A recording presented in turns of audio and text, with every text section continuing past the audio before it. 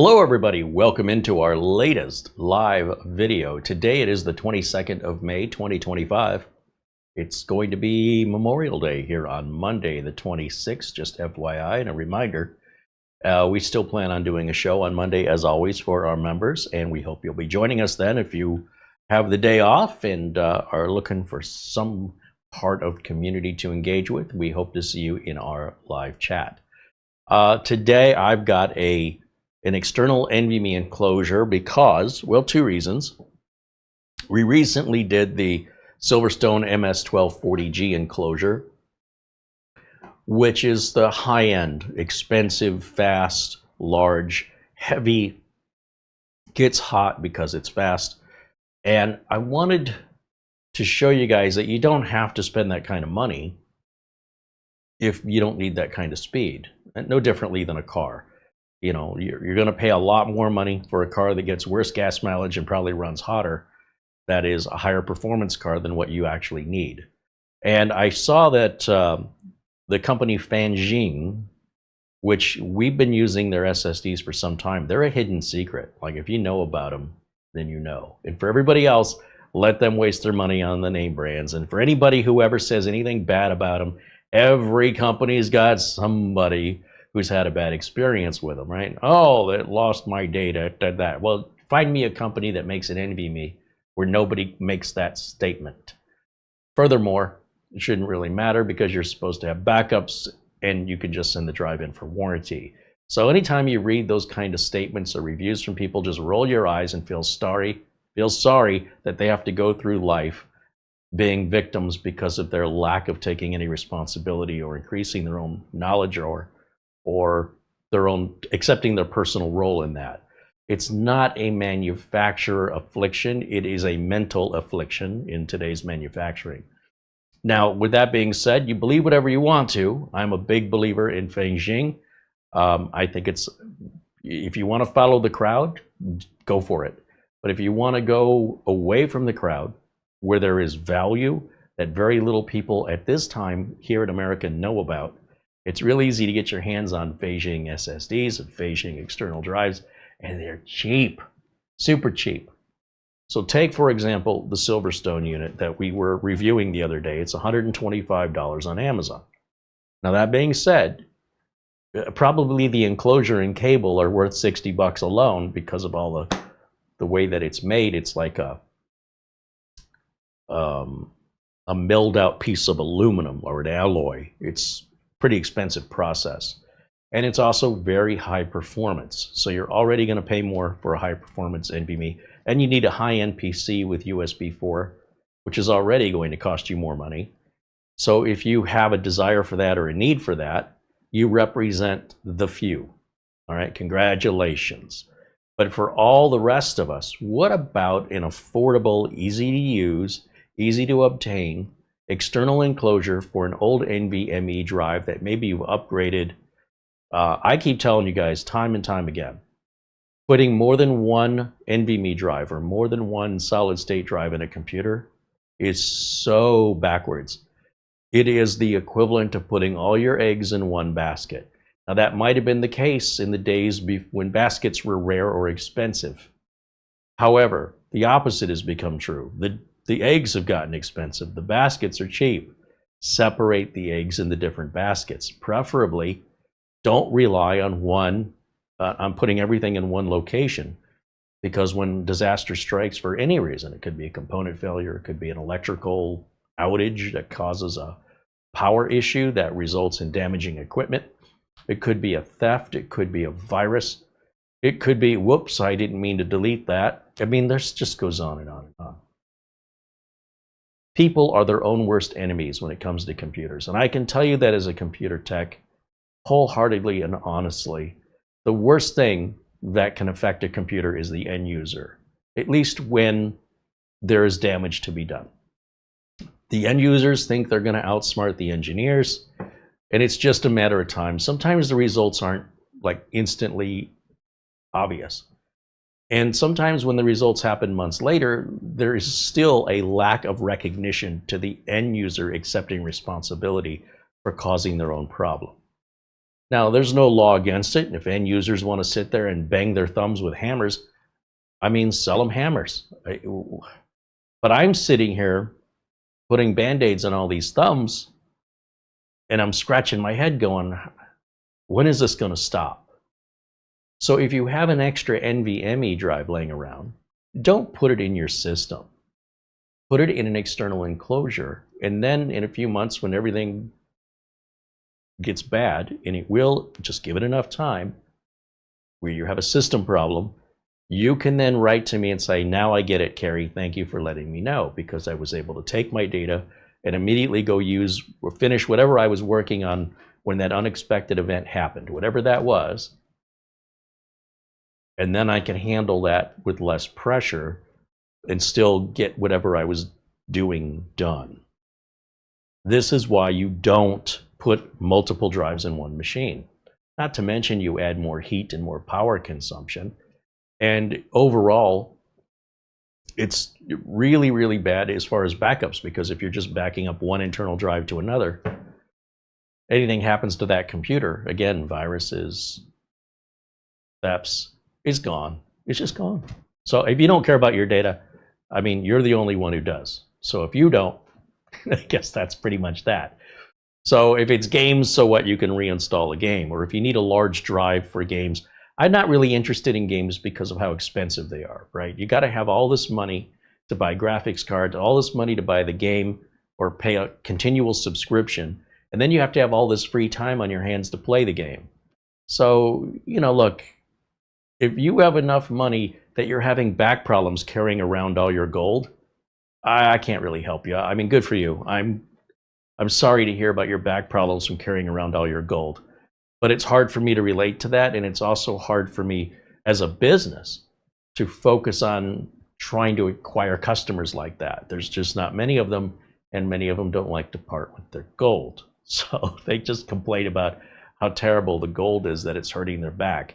That's all I hear. All I hear are people who are very, whether it's time or it's money or a combination of both, they are better off than most of us in those regards. And then so any complaints they have is caused because they have too much money or time.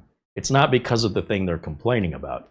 It's because they could afford to buy those problems and they have the time to deal with those problems. Nearly all of my customers, it's time or money. And usually one relates to the other. Things get to be much more serious than somebody's just mood, right? This affects business. This affects people's ability to pay their bills at the end of the month. It's very serious. So my choice as a technician and as a YouTube content creator is to try and focus my content for the masses that actually make up the general population as much as possible. And let the niche folks with all the money and all the time and all the complaints go hang out with each other, and misery loves company. They can go over there. This is a big place. There's room for all of us here.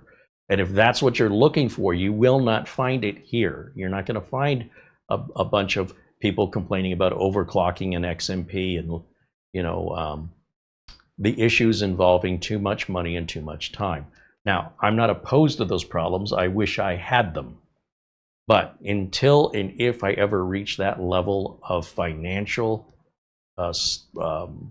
comfort where I can just play games all day and I can afford to buy those games and afford to buy the expensive equipment to play them, I will gladly trade you problems and keep it to myself. All right? But ask me how I really feel.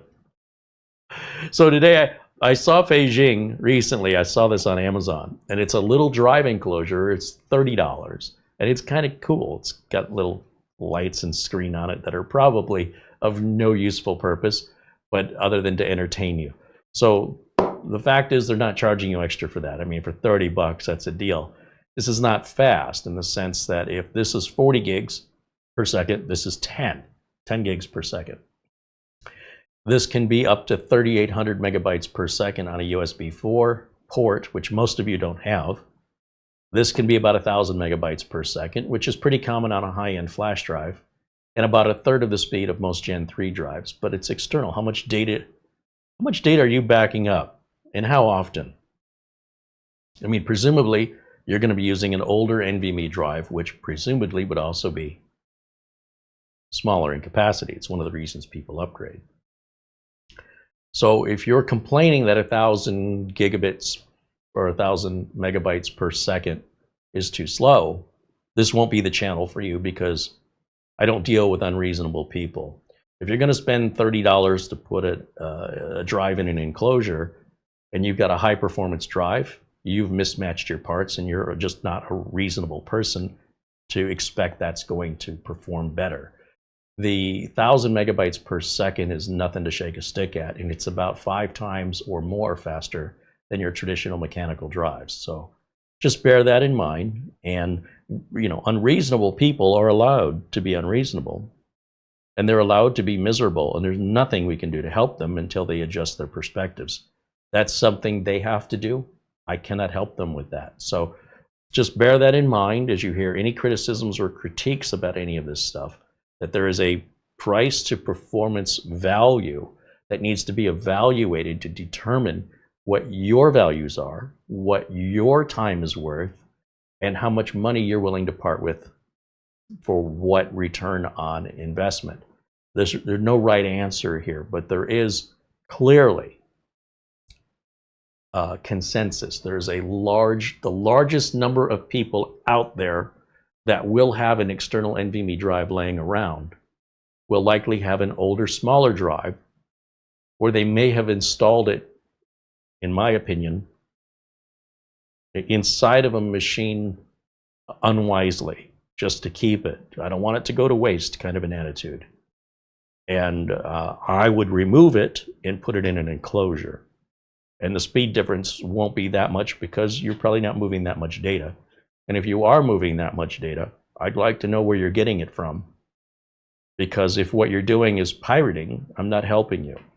If you're somebody who's using it for a living, you should be, in other words, if you need faster and more data throughput and storage because it has something to do with how you earn a living, then you shouldn't be buying cheap tools if you're requiring them to earn a living. You should be buying the higher end stuff.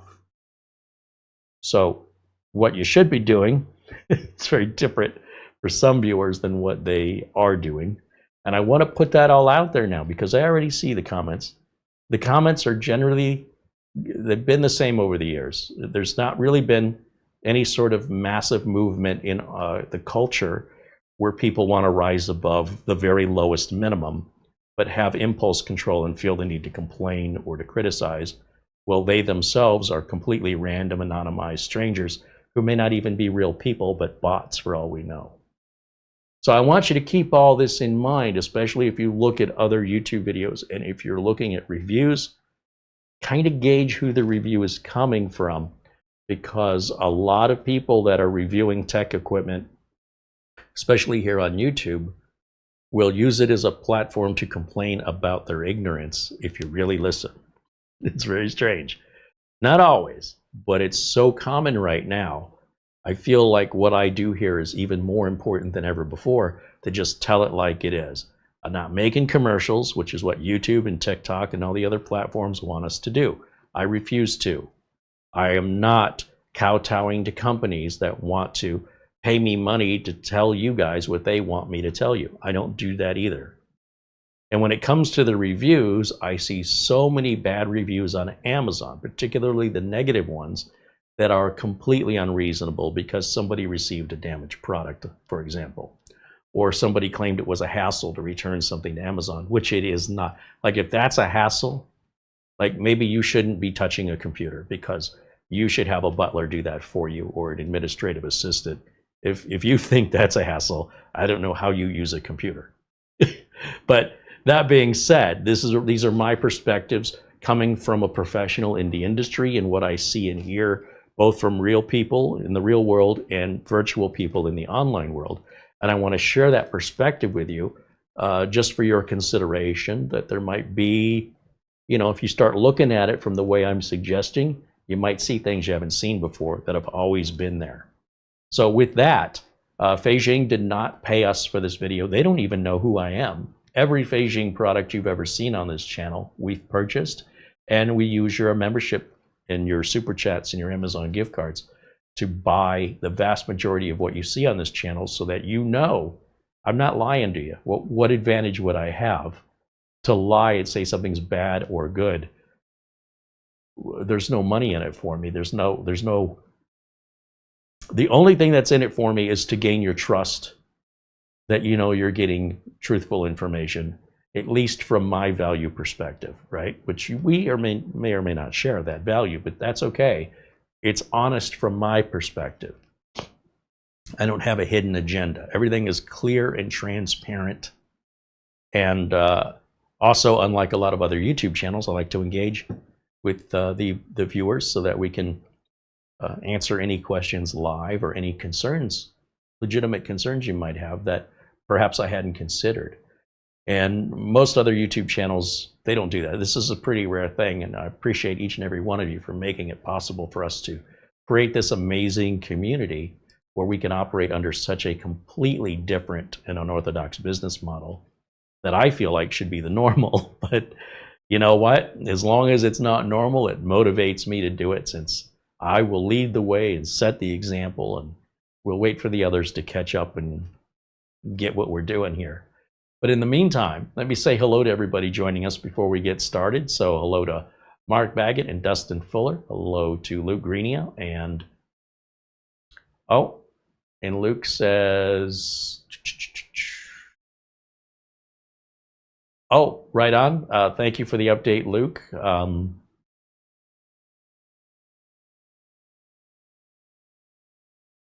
David Graham saying hello. Ben Laird says hello. Mark Gaines joins us, and Dylan Langman says, I love your videos. Thank you, Dylan. We're turning a members-only chat on during live videos due to the recent influx of attracting the wrong viewers. Now, I understand that not all the viewers that are not members are the wrong ones, but unfortunately, they all sit in the same category. The troublemakers, the ones looking to stir the pot, as well as genuine community members who aren't members for one reason or another. And I've been sort of racking my brain about how to fix this without punishing everyone. One of the solutions of solving the issues on YouTube is to simply shut the YouTube channel down. On the other hand, I feel like that's sort of giving up, and I'm not a quitter. So then I think, well, how do we attract the right audience? And I think the way to do it is, well, for now anyway, disabling the ability for any non-members to interact or distract us while we're live, but still allow them to watch the live video while it's live. So if they want to become a member and join us in the chat during the live video, they can do that. And if they feel entitled, this content belongs to them, or they have a right to chat, they can take that up with YouTube.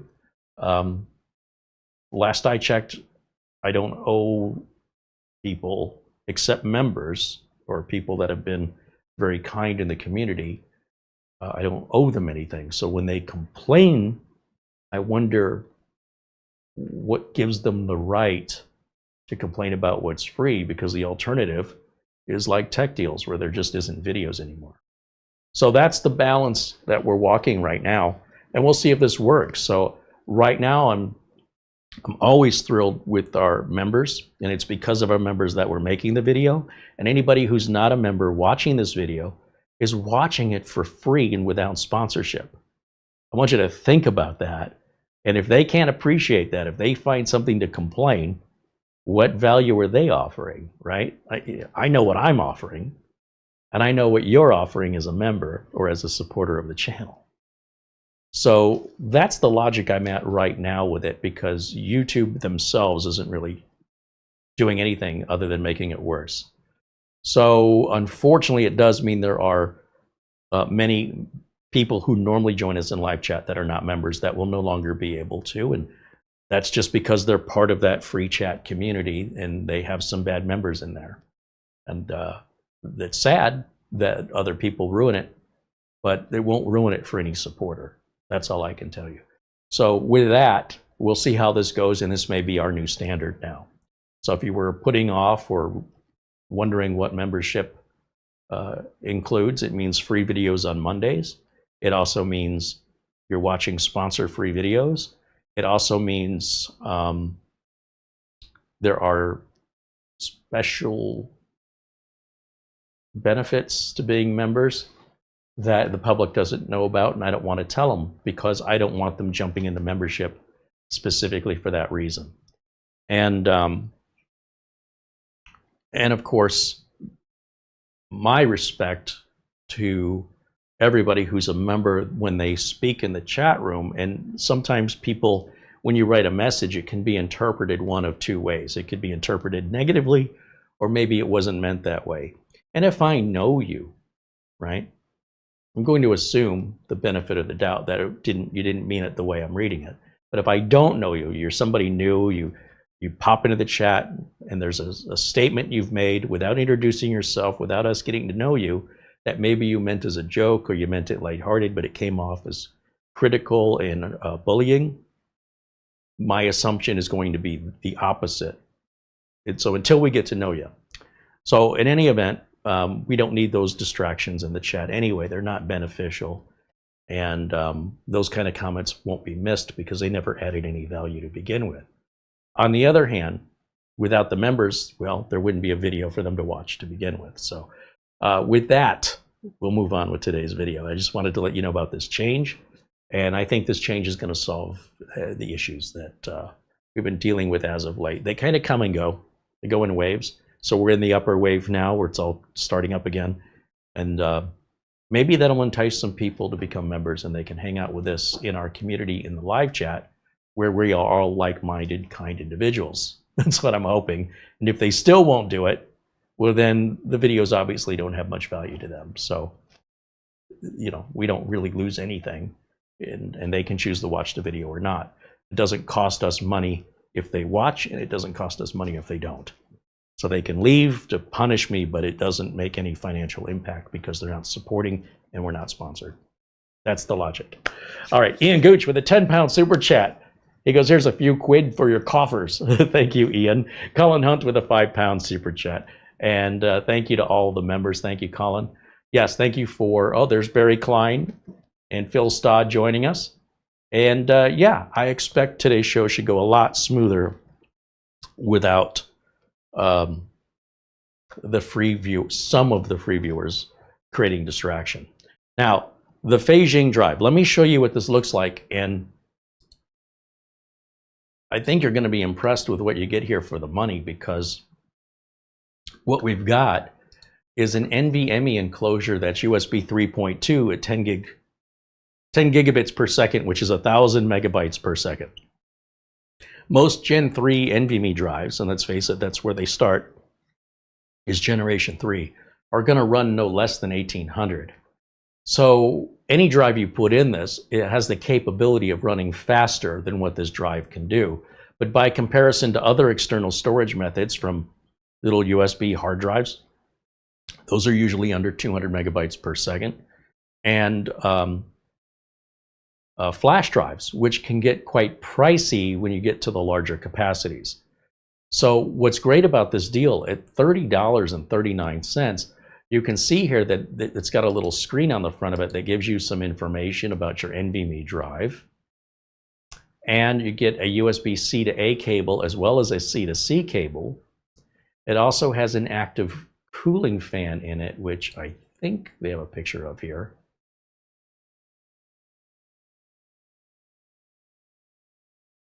It accepts all 4 different standard lengths of NVMe from 2230, 2242, 2260, and the very common 2280. And of course, it works with phones, it works with tablets, it works with Windows and Mac and laptops and game consoles, Android and Linux. So there's no limitation there. It includes a little screwdriver, which is probably next to useless, and a little lanyard if you want to put that on. It's got a thermal pad and a couple of screws. And they explain the compatibility. It says it will work with older SATA SSDs as well, which is an interesting idea because a lot of these enclosures are SATA or NVMe, and it's usually much more expensive to get one that will do both. But this shows you how the technology is just improving and improving. What's interesting is they do show the thermal tape covering the chips, not covering the entire printed circuit board, just leaving the space between them so they can breathe. When you have that long piece of thermal tape, it does help cool. But on the other hand, if you would cut it into little squares, it would probably cool a little better. And we're just now starting to see word get out on that. I don't think it really makes much of a difference, honestly. Yes, it can run cooler, but will running cooler run any better? Probably not, unless you're having heat-related problems. If you're not having heat-related problems, then there's nothing for you to fix, okay? So I wouldn't be opening up your computers and cutting your thermal tape into squares unless you have a reason to do it, or I guess maybe you're bored. But if you're currently running into issues keeping your SSD cool, this would be the most effective, efficient way to run your thermal tape. And that's been pretty common knowledge for some time now, but I don't pay too much attention to it because the internet is obsessed with heat, which I don't get, and I don't really see heat-related problems very often. And when you have a heat-related issue with an NVMe drive, it's typically more noticeable on a higher-end drive. It is possible to cook them, right, if you don't have any proper cooling at all. But I don't know. We'll see how this performs. It looks really promising to me. I ordered it, got it fairly quickly. And then after that, we'll take a look at a cloner from a company called ACASIS. And I've had this for a while and I haven't used it yet. And you'll see there are a number of reviews. Probably the most common negative review is that the fan isn't turning on and it's cooking people's drives to death. You know, I don't know if that's user error.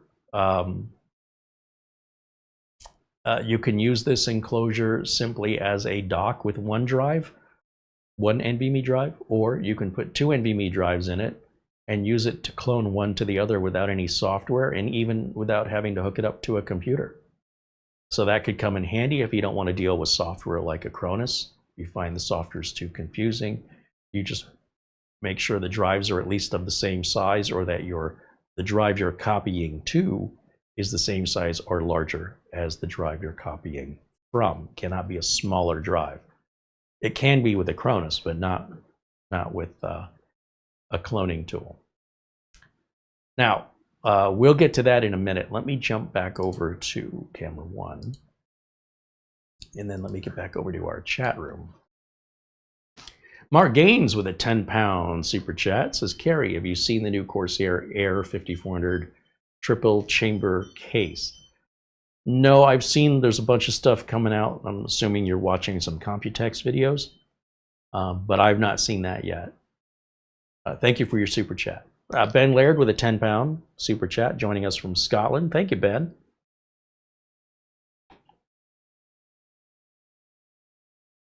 Luke says, did you get my PayPal the other day? Yes, Luke, I did, and thank you for that.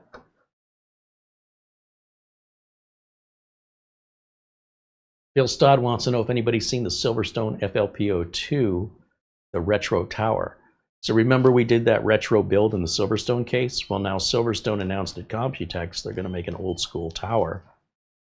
And I talked to Tony at Silverstone, who's also in that video. I never saw or heard Tony before in all these years I've been talking to him. And he said he'll send us one when they're made. So they're not made yet, just a concept, but hopefully it won't be too long. Clearly they're seeing much bigger sales of the retro cases than they ever anticipated to justify a second series to go to the tower, and they really went all out on this one. So if you look for FLP02 on YouTube, or just look for Gamers Nexus with Silverstone, it'll pull that video up at Computex. I think the Gamers Nexus says it's the coolest case he's ever seen, period. I agree with him. I'm 100% behind him on that one. Okay, so this is the ACASIS unit. This is the Silverstone we've already done, so we'll set that aside. Let's open up the Fanxiang and see what's in the box here. For full disclosure, I did open it to look at it, but I've not used it at all. And I've only taken the device out. I haven't taken anything else out of the box. So let's see what we've got in here.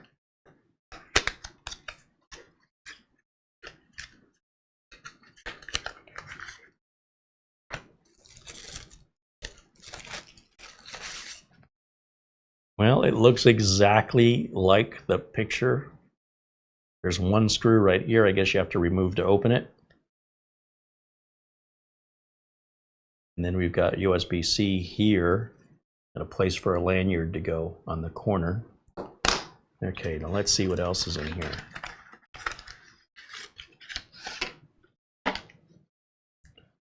We've got some documentation. We have a USB-C C to C cable and C to A, both do 10 gigabits per second. There's our square thermal pads. They give you a lot of them. Again, you expect to start seeing this more as the normal moving forward. And then we've got a couple of spare, what do we have? Oh, we have one spare screw and what appears to be a spacer that goes in the NVMe enclosure to hold your NVMe drive down.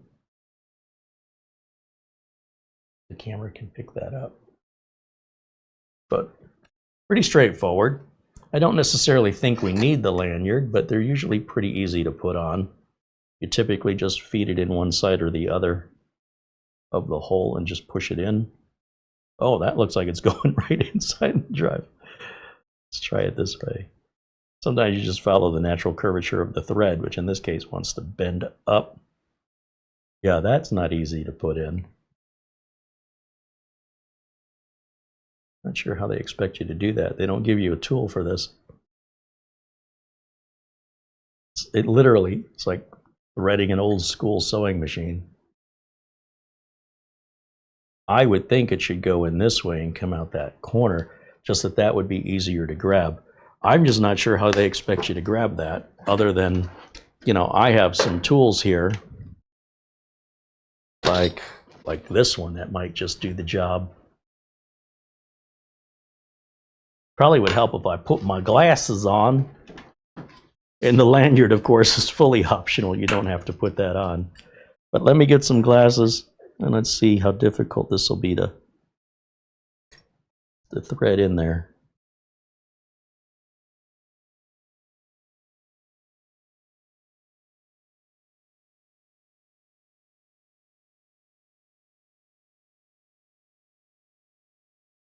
So close.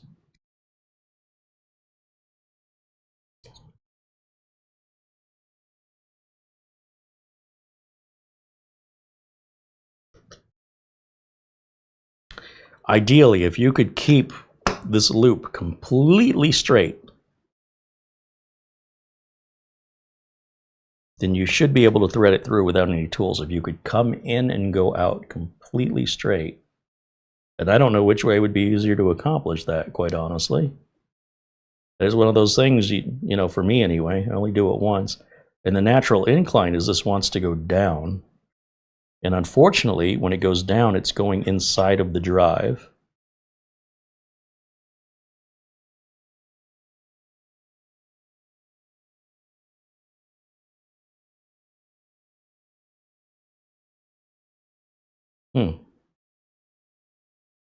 Maybe we can get behind it and we don't have to use any tool at all. Maybe that's the way to do it. Maybe I'm doing it the hard way. Let's open it up. So I'm going to grab just it said it came with a screwdriver, didn't it? We did not get a screwdriver as shown. No, that's just a cable. That's just a cable. Okay, well, they show it coming with a screwdriver that I would have complained about how terrible of a screwdriver it was. And that screwdriver is way too big. But we do have these jeweler screwdrivers here that'll likely take care of business.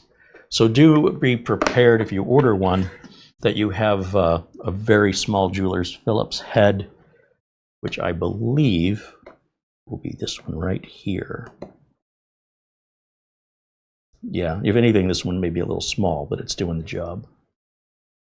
So that'll come right out, and I'll set that here. These are all just spare NVMe drives I've got laying around. And then let's see, what do we do to open this? I got a picture of a finger, but it doesn't, I don't know what this means. Tap it? What do you do? It looks like there's a lip here we can grab and pull. Yeah. Okay, and now I can see the inside of this lanyard hole here. See how it's going inside of the unit? But at least coming at it from this angle, I can help guide it through the other side. You're going to notice there's a very large capacitor right here. This is critical. And the reason it's there, I'll get into a little bit of electronics with you. Unlike a flash drive, an NVMe drive requires a bit more power. And if you were to just pull the USB cable out, it can shock the NVMe drive, killing your NVMe drive. What this capacitor does, it works like a little battery, and every time you plug it into the USB, it charges this little battery up. Think of it like a little battery. And then when you unplug from the USB, this little battery starts to discharge, usually within 5 to 10 seconds, and slowly reduce the power to the NVMe drive here, so it doesn't get smacked upside the head with both when you're turning the power on and when you're basically when you're plugging it in, when you're unplugging it, there's a power spike on each side. So you don't just want to put an NVMe drive in any old enclosure. Now you don't have to do that with flash drives, because flash drives were built with they use a different technology. If you notice, most flash drives are at most maybe 1,000 or 2,000 megabytes per second. You don't really see any that are 3,000. For that, you've got to go to what we call an external SSD, and that is going to be it's going to have a capacitor built into it. If you open it up and look, you'll see. If it's flash memory instead of NAND, if it's the type of memory in a flash drive, it doesn't need that little capacitor. Okay, because it was designed to be plugged into USB. These NVMe drives were not. So to adapt them so that they will work, we need to make sure that they don't get zapped whenever they're getting plugged in and unplugged in a USB port. And that may explain why there's no off and on switch. But that puts the lanyard on there. And it looks like we have a little standoff right here with a screw in it. And then we have another one up here. Let's go back to camera 1 for a second. Let me bring this up to the camera real quick. And I don't want these glasses.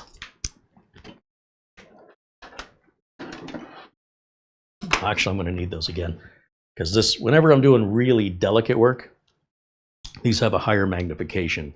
But for just like small font text, these other glasses are perfect, because I want to make sure you can see the little words that are written down where the holes are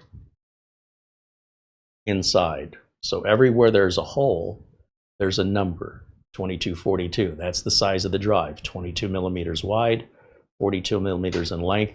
Above that, it's a little bit longer, 22, sorry, I guess that's shorter. Going the wrong way, 2230. So it's from here to here is 30 millimeters, and then to here is 42, and then down here, that's to 80. That's what we usually are using. And in this is the screw that holds the cover on.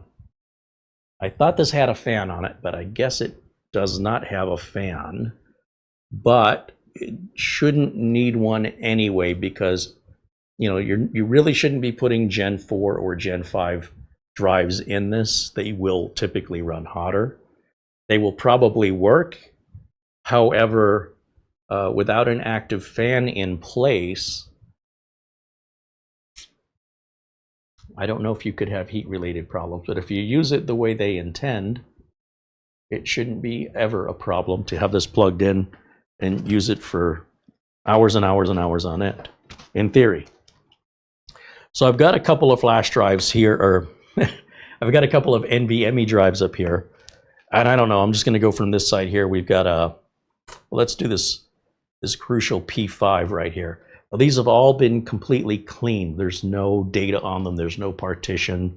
They should be just like they came out of the box, like we're using a brand new drive. And what we need to do is take the screw out that's already put in here on the, what is this, the 2280 position. And it's got a small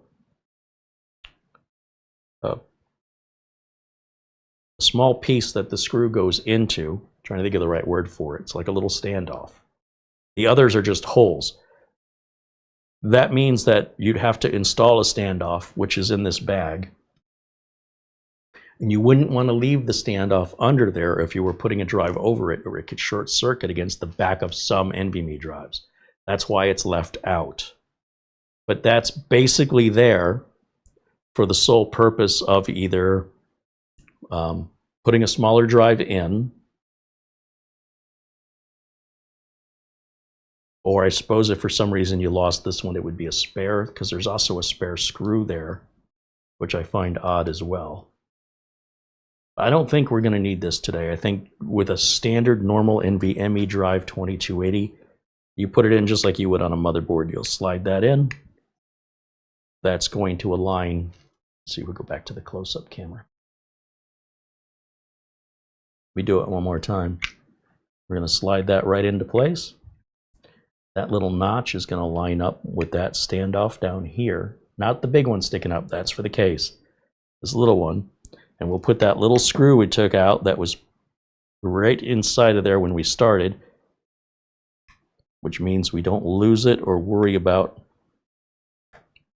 you know, that the manufacturer didn't include it. I love when they pre-install them, because they're exactly where they should be when you're looking for them. You don't have to over tighten it, just make it snug, you're good to go. And then in theory, you put the back cover back on, which goes with this notch. You'll see there's a notch right here, there's a cutout, and then there's a notch right here. And that's how you know which way this goes on. It won't go on this way, it can only go on this way. And then you can put that back in with a screw, except I know we're going to open this up again and change the drive out. So I'm not going to put the screw back just yet. So don't let me forget, I've got the screw right there. There's also the heatsink tape, or the thermal tape, that you would put, you can feel the chips, and just put a square of this over every chip. And then that will make contact. There's a reason this has like ridges on it. It's a radiator. It's a heatsink. And so without that tape, this heatsink is not going to make contact, and therefore will not be cooling this drive. So if I was going to leave this drive in here, I would definitely want to put the thermal tape on there. But since we're just testing it, I don't think we're going to test it to a point that we have any thermal issues. It's also not that fast of a drive to begin with. Now, this is all my theory. Let's see how it works in practice, because I'm pretty sure we're not going to need this. But yes, if I were to just be like a regular consumer, I'd probably be just putting one in here, and I would leave it that way for an indefinite period of time. So with that, I've got my Minisforum MSA1 computer. It should be booted up at the desktop. And we can use the, I don't know, we'll use the A to C cable. Because as a tech, when I'm working on client computers, I very rarely run into computers that have USB-C. Some people have them. Certainly more have them today than last year or the year before. But they're still not ubiquitous. They're still sort of only the newest computers have those, or the people that have bought a computer in the last couple of years. And I'm getting calls from people. More often, the older the computer is, the more likely those are the people I hear from. These two things are related. I keep telling people that. And those older computers are prior to the USB Type-C format even being developed or implemented. So that's our Type-C to Type-C cable. And then this one will be the one I thought I was opening, our USB Type-C to Type-A. And everybody's got Type A now. Like, as far as I'm concerned, any computer that didn't have USB on it would be from the early 1990s, and I don't get calls from those people anymore. So we're going to plug that in here, and then I'm going to plug it into the desktop here. And when I plug this in, it should recognize that a drive has been installed, but it's not yet been partitioned or formatted, just as though it were brand new. If you had data on this, then it should just open with all the data. So in other words, if this was my old NVMe drive and I had all my old Windows system on it, my documents, my pictures, those should just open up like any flash drive. So let's switch over to this unit here. Let's make sure we're at the desktop. I probably could have checked that before we started. And then what I'll do is I'll take camera 1, I'll put it in a corner so you can see what I'm doing at the same time. Now, when we first plug this in, because it's not partitioned or formatted, Windows doesn't know what to do with it. So what I will do is right-click on the system, right-click on the Windows Start button.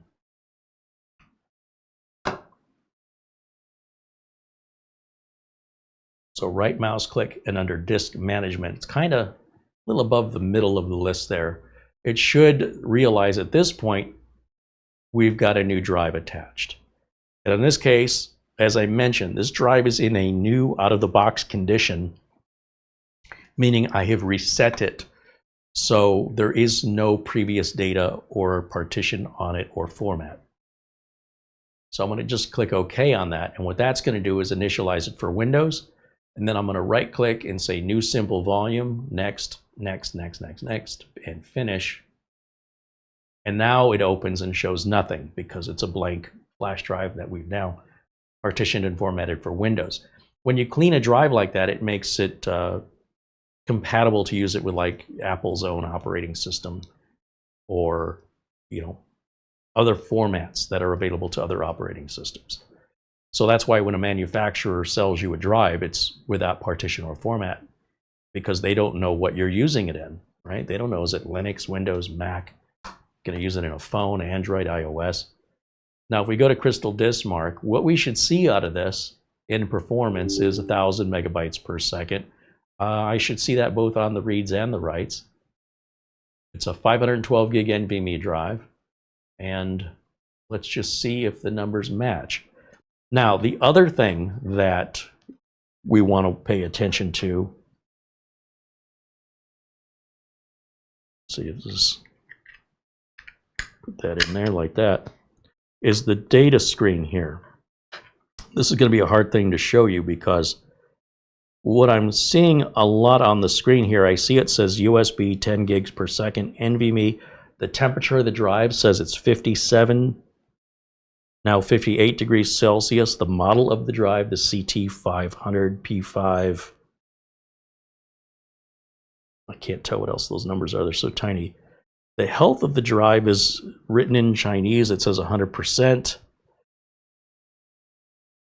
It looks like we're getting a data throughput rate below the health, but I can't tell because it's not in English. I wonder if there's a way to convert that to English.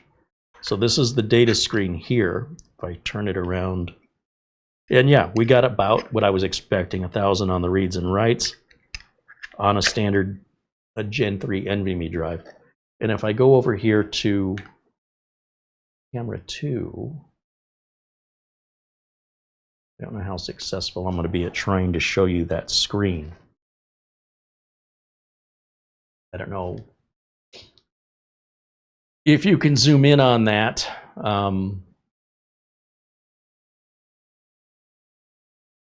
But that's an active screen. It's not like a sticker or a non-changing the static display. It's updating with current information.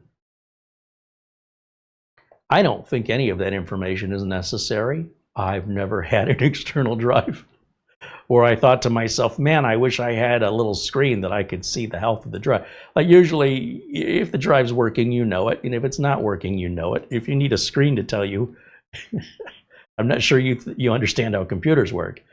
But it's cool, all right? I'll give you that. I don't know how useful it is, but it's cool that it actually works. But I can't help but wonder if there might be a utility. Go back over to camera 1 here. I wonder if there might be a utility for this that will change the language. I'm going to just take a look at this. So the documentation is all basically multiple language printed on two sides. So there's not much in the way of documentation in English for me. But let me, in order for them to fit all that information, they've made the font very, very tiny. This is like fine print. Let's see, that's German, it's Chinese, or, you know. Solid state drive usage, that looks like English. You need to have Windows 7 or above for formatting this, it says.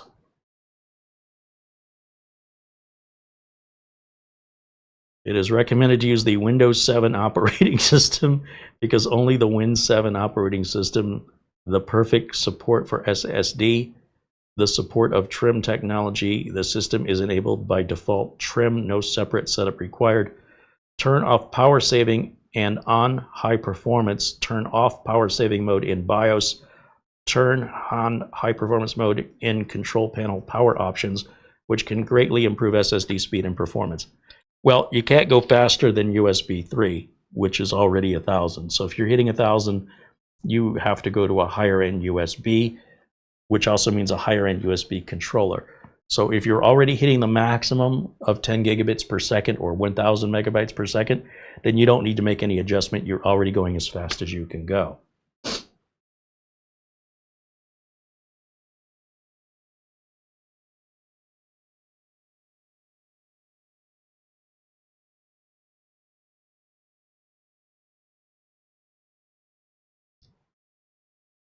Maybe I can touch this. Maybe that's what this does, this little touch thing. Oh, that's changing the screen. Oh, that explains. I couldn't figure out what the little finger was on there. Let me go back to camera 2 here. I'll show you a little bit closer what this is doing. So because I didn't screw the cover back on, let me get rid of camera 1. The cover keeps coming off. So right here, it's got a little finger, and you tap that and the screen changes. And I wonder if, like it says 1, 2, 3, if I hold it down, does it do anything? 4, 5. Oh, and it's got a little battery indicator. And that little battery indicator, and I don't know how well you can see it, but right up there, that's your capacitor charged up. And what that means is if we unplug this drive, it should still be providing power. So it'll say power loss prevention and then slowly trickle the power down so we don't damage the NVMe drive. And that's how fast that capacitor drains, and that's what it's for. So you definitely don't want to plug and unplug this without giving that capacitor a couple seconds to charge up, which happens automatically every time. And then you shouldn't have to worry about damaging your NVMe drive. But I wonder how you, yeah, see now that the battery's in red, now it's in yellow. And now it's fully charged. That's how long the capacitor needs to store that energy. And then we have a light, a green dot blinking on and off indicating reads or writes. But I'm curious if we can change the language. This tells us the volume name, the size, the format is NTFS, and GPT is the boot partition, or not boot partition, but rather the partition of the drive instead of MBR. It recognizes all of that.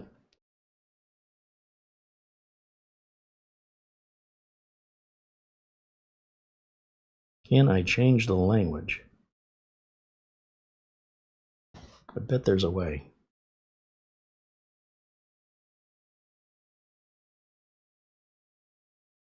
And it doesn't seem like there's anything else to touch here. I mean, look, it's $30. That's pretty fancy for 30 bucks. It's not getting warm. So I'm not worried about heat on this. Although if, you know, we start really slamming on it, then who's to say what it'll do? Yeah, now I got a red, that dot's gone to red for some reason up in this corner. And the screen's not changing anymore. What did I do? So what I'm going to do is just unplug this again. And again, you're going to see it's draining that battery down for power loss prevention or data loss prevention due to sudden power loss. You don't need that on a flash drive, but you absolutely, if you don't have something like that on an NVMe enclosure, you better be real careful with that NVMe enclosure. That's why Silverstone has that one button to turn the enclosure on and off to cut power before you disconnect it, so you're not shocking the drive. I'm just looking at the documentation here just to see if it says anything about altering the language.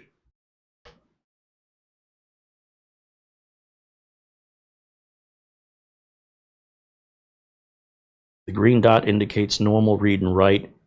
Red indicates write protect and auto rotate on the screen.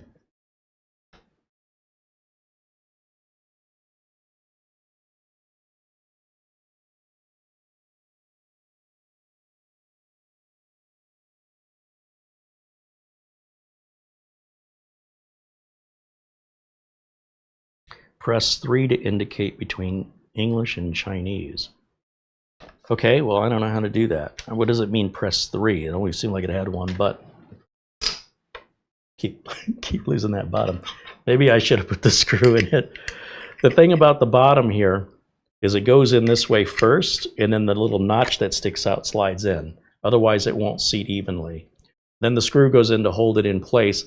And there is, I'm just realizing, some protective plastic on this. And it's important, if you want the touch capacitive screen to work, which may be why I'm struggling a little bit, we got to get this plastic off that's interfering between my finger and the sensor. That's just there for protection and packaging. So let me plug this back in. Let's try this one more time.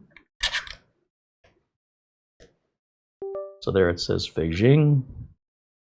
We tap the screen. Well, see, now right now, the red dot is on, indicating it's in write protect mode. I wonder why. I can understand it first when the capacitor's charging up, but that's done now. Let's see. I might have accidentally set it in write protect, and I can't read what it says in Chinese here. So I might have. See, it says to press 3, but I don't know how you. This side apparently is not. There's nothing to touch. 2, 3. Press once to turn this page. Press twice to toggle between manual and automatic rotation. Then it says press 3 frequently to switch between Chinese and English. 1, 2, 3. 1, 2, 3. Ah, it's in English now. Okay, that's how that works. Now when I tap from screen to screen, I can see what the options are.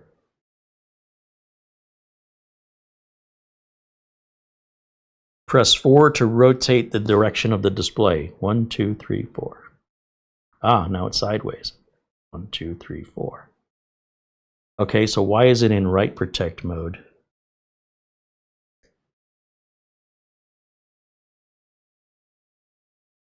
So by tapping it once, I can scroll through several screens. After 5 presses in idle, press to enable or disable write protect mode. So that's why the red dot is on. So let's do 1, 2, 3, 4. I want to rotate the screen the other way. So that rotated our screen. And then 1, 2, 3, 4, 5 should change the red dot to a green dot up here. Right up here is where I'm looking. 1, 2, 3, 4, 5. 1, 2, 3, 4, 5. Yeah, now it's green.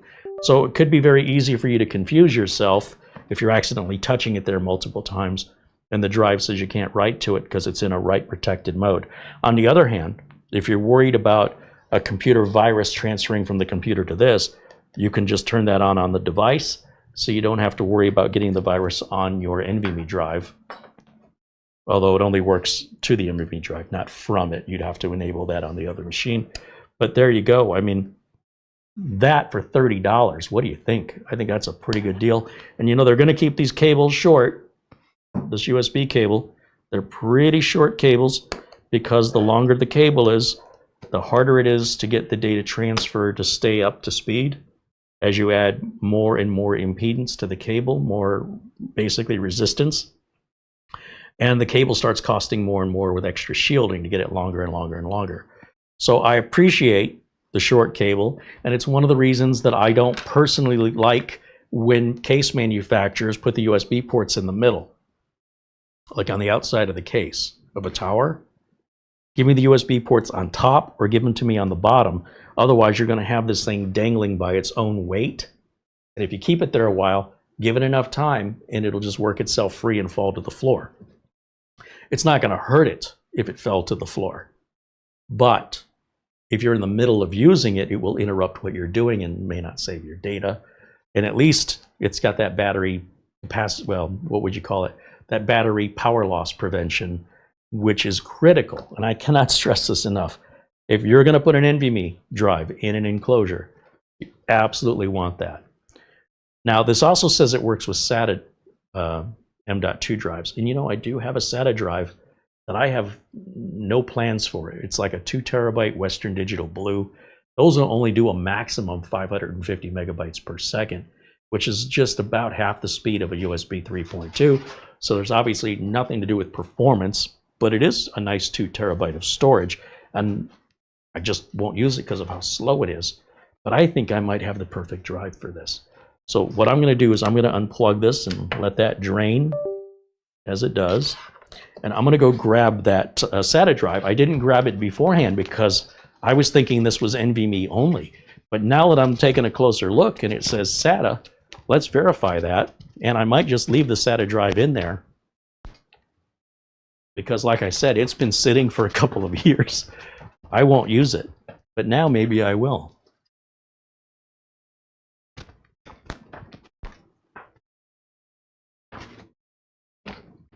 Yeah, if I'd have known, I would have grabbed this before the show. But at least I knew where it was. I mean, you can give me credit for that anyway. So let me come over here. And let's go back to camera 2. And let's open this back up.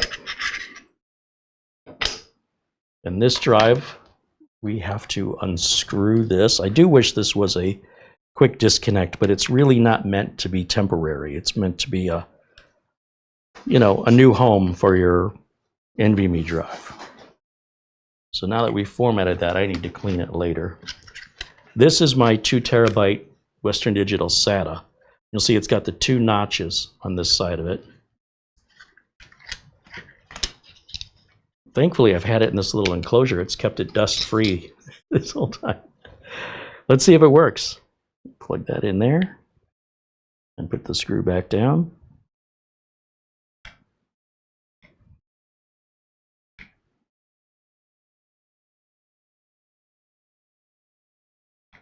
Just snug. It doesn't need to go any more than that.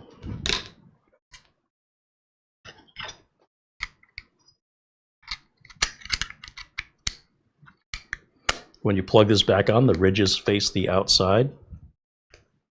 And then we'll plug this back in here, one way or the other. And hopefully the screen comes up and identifies what it is. Interestingly, it comes back up in Chinese. 1, 2, 3, 4, 5. 1, 2, 3, 4, 5. Come on now. 1, 2, 3, 4, 5.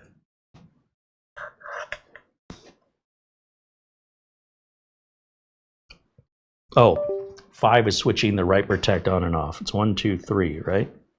There. Yeah, now it's in English. Pressing it 5 times was turning the write protect on and off. I happen to catch the little green dot turning red. It's 3 taps to get from English or Chinese to English. Now, likely it will remember that for each NVMe drive. So if I don't change the NVMe out, let me just see what happens if I let the battery drain or the capacitor drain. Okay, so now it's off. And then I plug it back in. I think it will remember English.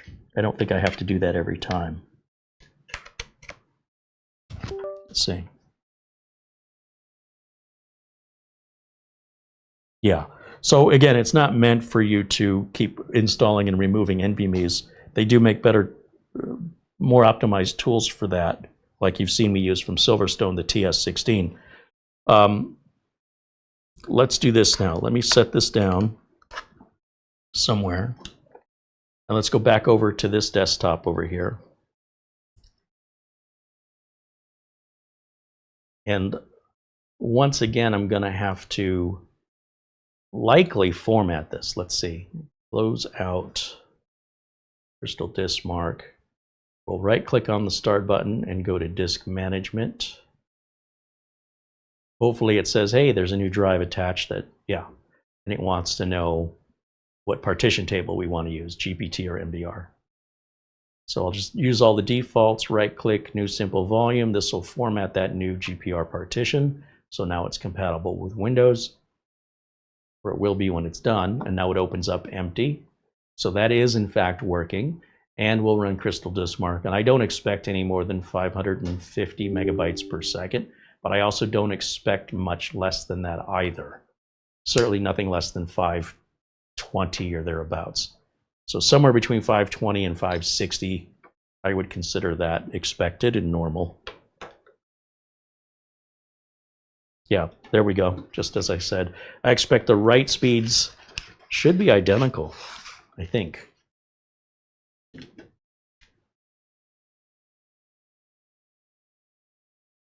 It's just finishing the read test right now. Suppose we can close this clutter behind it.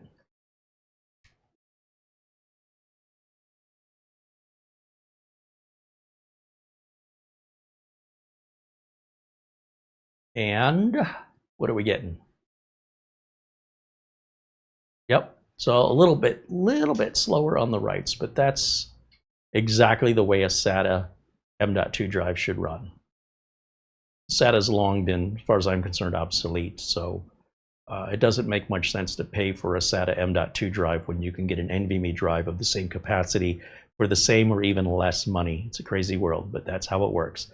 But if you're like me and you've got one laying around, you got nothing to use it for, a $30 enclosure to have 2 terabytes of storage that can even move data at a fair amount of speed compared to a flash drive. Most flash drives won't move data that quick. A 2 terabyte flash drive will, but that'll cost you a lot more than $30. So the drive is basically free because we've had it laying around, we're not using it. So now we can actually put it back to work. Pretty darn cool. All right, let me take a look in the chat and see what your guys' thoughts are, because it looks like my browser crashed because of the live chat memory leak.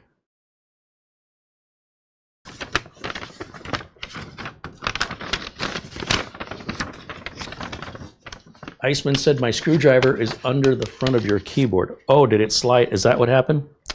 There it is. So we did get it. Sharp eye. Thank you for that. I wouldn't want to use it anyway, but I was surprised it didn't include it, but it just got away from me. So thank you for pointing that out.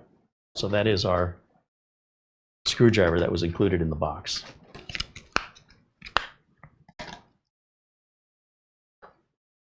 Mark Leibowitz joins us and says hello.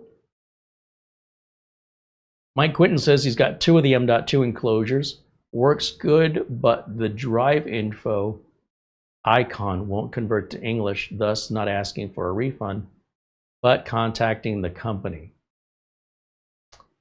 It's probably user error. You got to make sure you take that protective plastic off, because that interferes with the capacitive touch sense. And then you've got to tap 1, 2, 3. Don't wait. Don't hesitate. 1, 2, 3. 1, 2, 3. And it could be the timing. 1, 2, 3. Hold it steady. Don't move it around between taps. 1, 2, 3. That would be my guess. But, you know, maybe you got a bad one.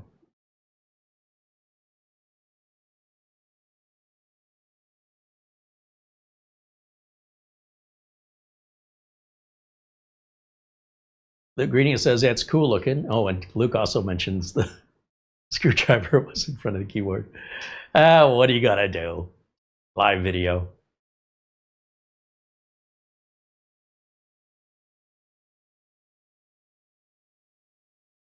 Barry Klein said, those who have tried the pop-out chat have found that the crashes cease.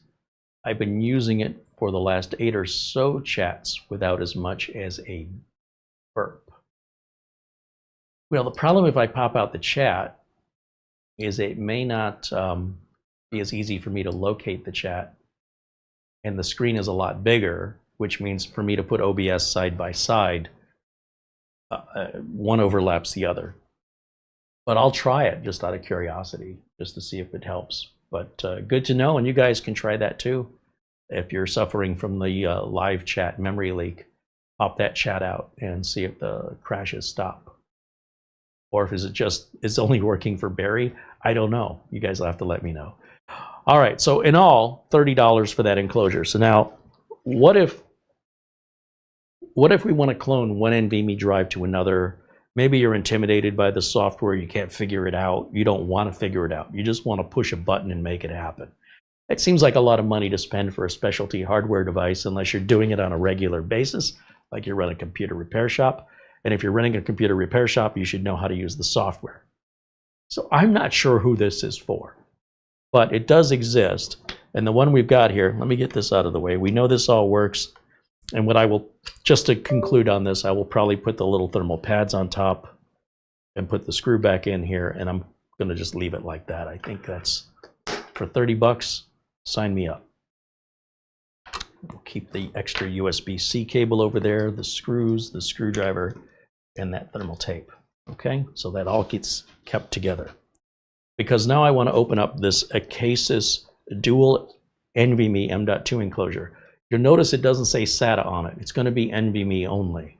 So we're not going to go from SATA to NVMe with an enclosure like this one. They do make them.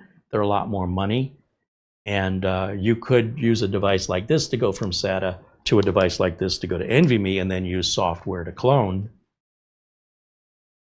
This is not a one-size-fits-all type deal. I want you to know that. You could also just use this as a dual bay dock. You don't have to use it to clone at all. If you've got numerous NVMe drives laying around, I suppose you could do that.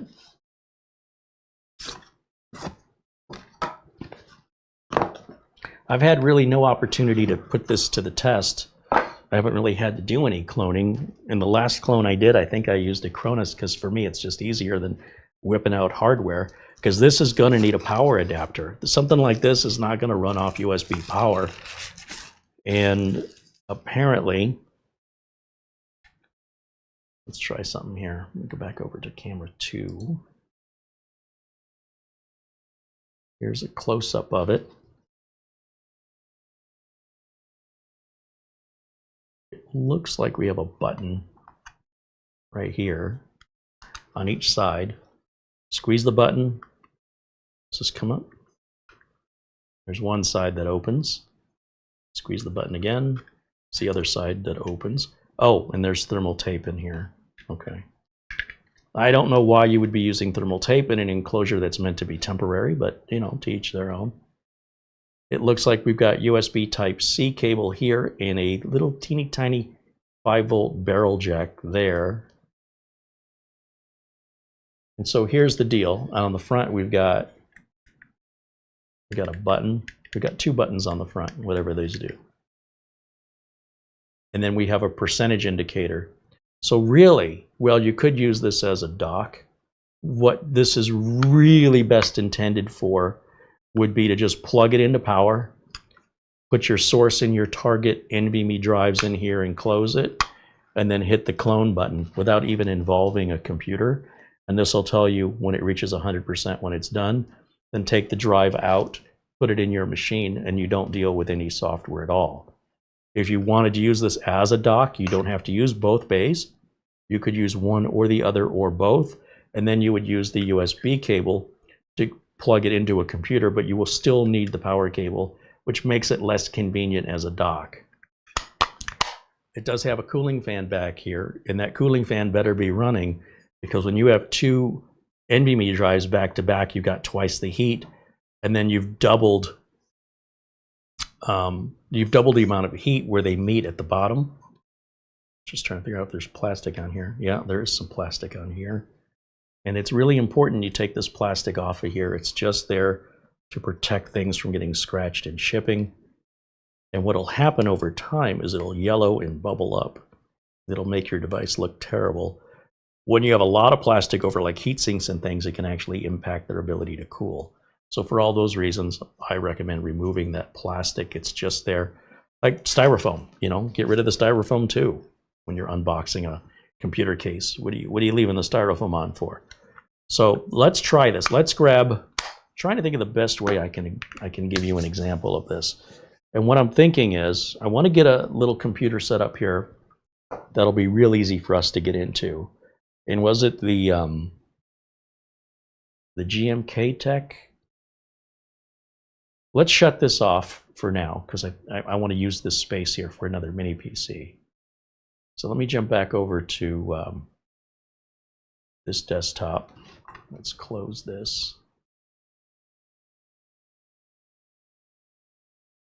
And let's shut this down. Like that. Okay.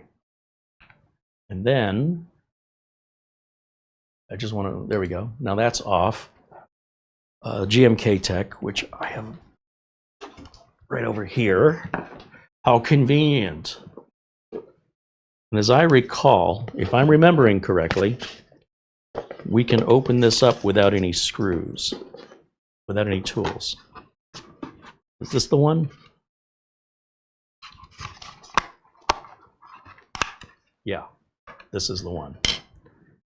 Now, I'll tell you why this is, now that I'm looking inside, why this isn't the best example.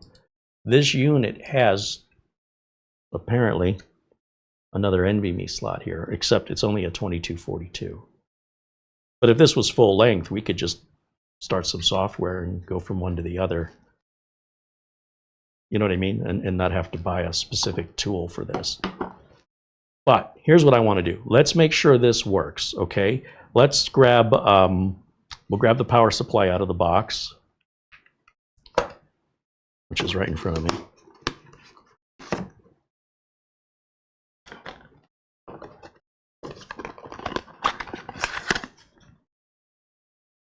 It doesn't look like a power supply.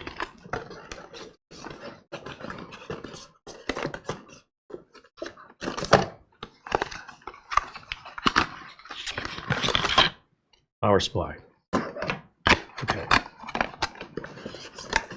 And let's just take all this stuff and get it off my counter, because there's too much stuff on my counter. And I'll just set it over here where I'll forget where I put it later. The lid will keep just around.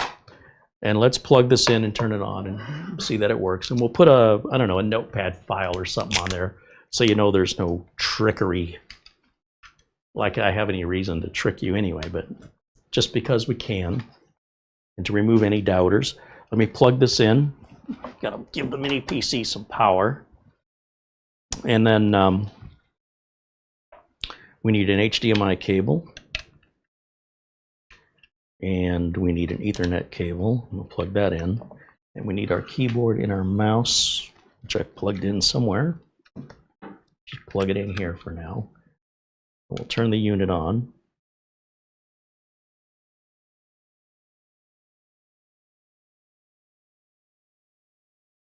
Has it been booting? Did it turn on its own? Let's see. It did.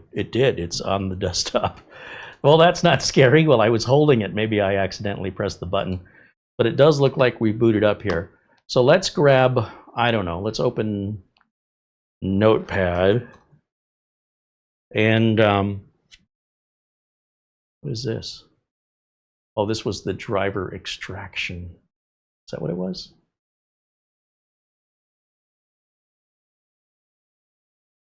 This, I don't know where this came from. Maybe it was one of the drivers we downloaded and it was the installer. And maybe I opened it in Notepad. I can't remember. Let's open Notepad. Hopefully this time it opens up clean. And let's write something in here. Let me look in the chat room.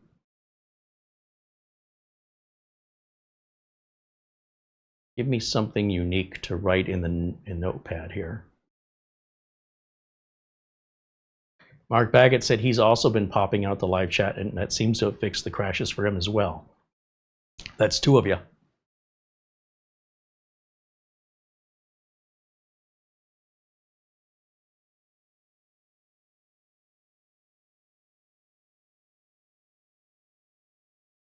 So give me an idea of what I can write in the Notepad. So when we clone it, we know we have a real clone that's happening live and unscripted. There'll be no doubt. Who's ever first? I'm just waiting. You just want me to write hello world? Okay. Well, since David's first, that's what we're going to do. So we can keep moving on. So I want to come over here. And I will type in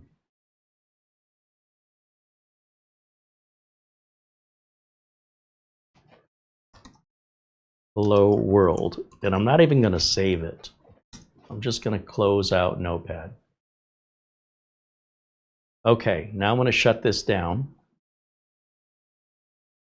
Notice that we have the command prompt, driver backup, the icons, the position of the icons. Pay attention to all of that. We're going to shut this down. And then we're going to come back over to camera 1. And I'm going to unplug power because I don't want this to accidentally, knowing me, I'll hit the button or something. Well, I'm taking an NVMe drive out or replacing it. So to do this, I need thought I was done with those magnifying glasses, but I guess not. We're going to remove the current NVMe drive, which is made by a company called AirDisk, and I believe this isn't going to work because I think this is a SATA drive, if I'm not mistaken. And this will not read SATA drives, so this idea, I think, just went out the window.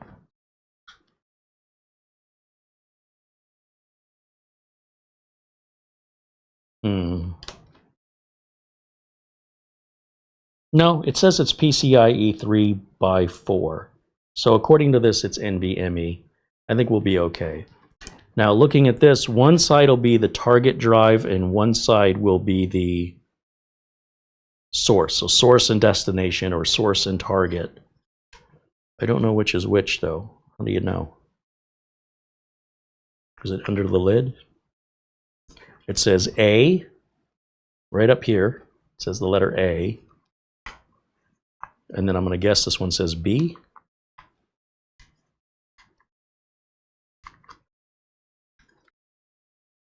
It does. I have to assume, and it's probably in the documentation, but I would have to assume A is the source and B is the target. There are no screws, it's just a little rubber stopper. So we'll put our source into A.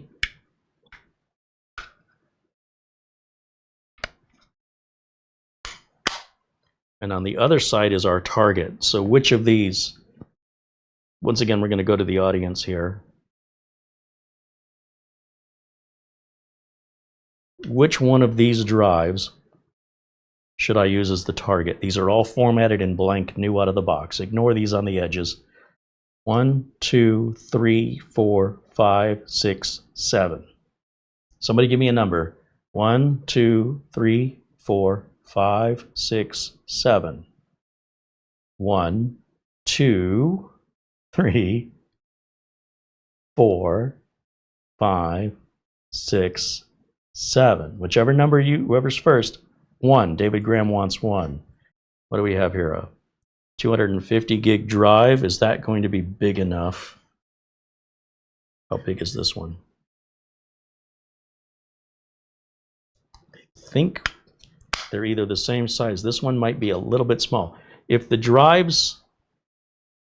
target drive is not at least the same size as a source, it won't copy. So these are either identical sizes, which in most cases we wouldn't clone. This one shouldn't have been in the list. Let me just, that might be okay, but let's just try. I see 7 also. Where were we before? 1, 2, 3, 4, 5, 6, 7. I think you guys are picking my 250s. So what's happening? Yeah, this is 256. You can tell it's only got the 1 chip on it. Again, if this one is 256 and not 512, it should be okay. Let's stack that one over. These ideally, hold on a minute. This is something I should have thought of before I. Okay, that's 500 gig.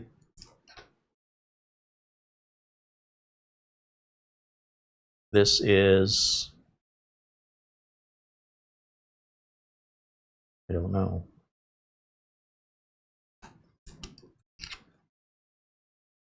When they have multiple chips on them like that, I know that they're going to be at least 500 gigs. These that have just like 1 chip on them, those are 256s. So let's try this again. 1, 2, 3, 4, 5, because I know all of these are bigger than our source. Okay, so one more time. 1, 2, 3, 4, 5. 1, 2, 3, 4, 5. I'm waiting for somebody in the chat to give us a number between 1 and 5. Mark Gaines wants number 4. Number 4. David Graham wants number 1. Let's start with number 4. This is I guess it's a generic Samsung. See how it says Samsung on the back? But nothing on the front. It's just like a model number. Let's try this. I am curious. And we'll see how long it takes too. Okay, so we've closed that up. We've got a power button and a clone button. And then we have a power light, a targe. The light says targe. It's supposed to say target, but someone forgot the T. Source 25, 50, 75, 100%. All right, so just I'll bring this up. And then what we're going to do when we plug it in is we're going to hit the power button. And then we're going to hit the clone button. Ideally, we're going to see when the power comes on, we should see that the power light comes on. What's the other one say? Well, then it goes targe. Targe, our targe drive is installed, our source drive is installed, and then it should start blinking upwards as it gets to 100%. When it's at 100%, it's done. We should be able to put it back into the GMK Tech, and it should boot and look exactly the same as it did. So you can't even tell it apart, other than we'll have a lot more free space, assuming this target drive is 500 gig and the source is 256, which I'm guessing. Okay? I'm guessing, but I think that's what it is. And as you can see, I've never opened this up before, so what do we have? We have a USB cable. You should always use the USB cable stuff like this includes, because they might be a little bit special. Oh, we have another wall wart adapter here that could make fitting into my my surge protector a little difficult, since we just plugged in the wall wart for that. But I'll make it work. Bear with me for a second. Set that there. Get this opened up. And will it fit? Come on. Come on. Oh, it's just a little shy. All right, I'm going to unplug. I'll unplug that for now. I'll plug this in instead. Okay. Then I'm going to give this power right here. Okay, so right now we're plugged in. We haven't done anything else.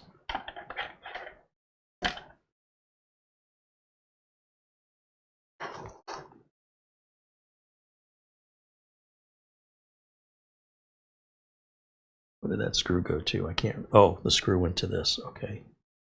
I don't want it on the lid. I'm afraid I'm going to open the lid and the screw's going to pop off.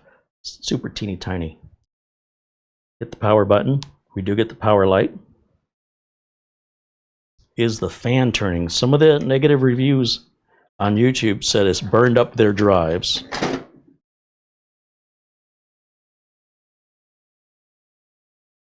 The fan spins so fast you can't see it. Let me hit the power button again to shut it off. Okay, the fan is definitely not on. Yeah, that fan is definitely turning. It's dead quiet, and when it's moving, you can't really see it, but when it's stopped, you can clearly see it stopped. We have our 3 lights here. Let's go to close-up camera. Our 3 lights, so we hit the clone button, I guess. I don't know if you press it and hold it, press and release. Nothing indicates that it's working.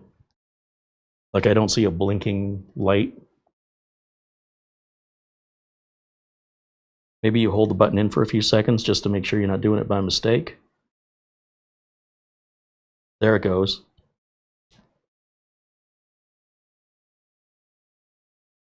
So the target and source lights are blinking, indicating they're reading and writing. I would assume it's going from A to B, but I've not checked the instructions. If I'm cloning it the other way around, I will be erasing this drive that was in here, and I'll have to completely reinstall Windows again. And we'll see how long this takes, because obviously the bigger the source drive is, the longer it's going to take. It doesn't matter how much data is on it. It matters how big the drive is. So we're in real time right now.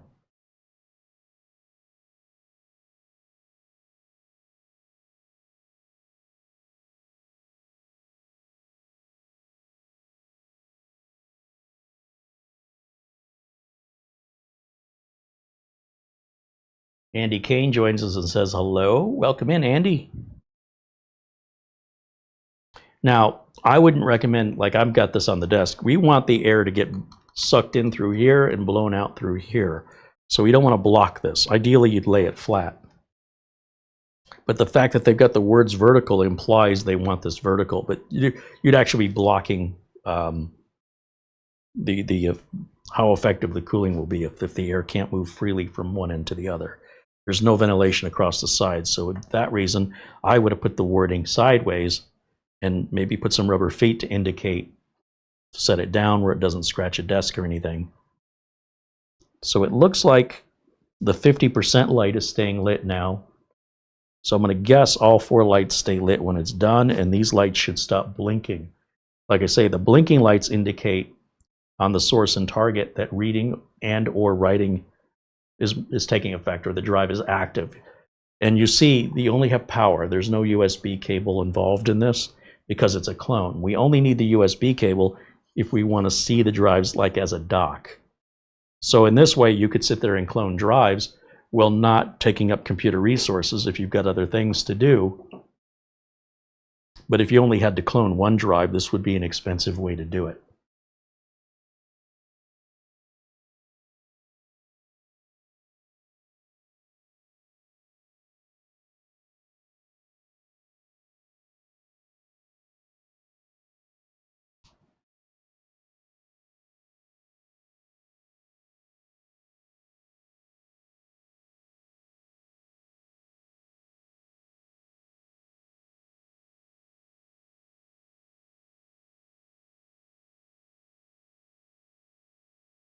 If we tried putting a SATA drive in either the A or B slot, then the light would not come on. Presumably it wouldn't. That light indicates a ready status before we started, so therefore it wouldn't even let you start. I think now only the 100% light is blinking, which means we're somewhere between. The lights indicate what it's working on. So until the 25% light comes on, it's working up to 25. When the 50% light comes on, or blinks, I guess, then it's working its way. When it's solid, it should be done at 50%. When the 75% is solid, it's done. And when the 100% light is solid, then I expect the source and target, or targe lights, to be solid, and that would indicate the process is complete. But because I've never done this before, I don't know if the lights do anything any differently. I can hear the fan now. It did apparently speed up. I can't help but wonder if maybe some folks leaving the reviews got some damaged fans or something, because it's not like they're claiming it didn't turn on and they just weren't hearing it. You can hear it. In fact, it's the only thing making any noise right now besides me. It's not that loud though, it's just a hum. Okay, all the lights are solid now, which I'm guessing means 100% done. We don't want to turn off power or unplug this if you see any of the lights blinking. Once again, getting back to the whole NVMe situation regarding power loss protection. So at this point, we should just tap and release. I hear the fan go off. What's interesting is the light staying lit up.